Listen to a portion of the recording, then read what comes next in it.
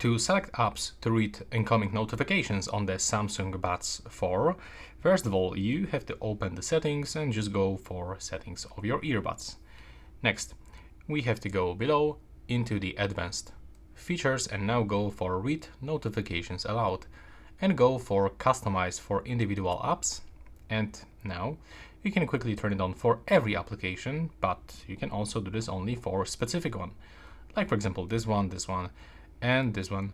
And now by clicking here, you can even customize to set to read in detail or briefly.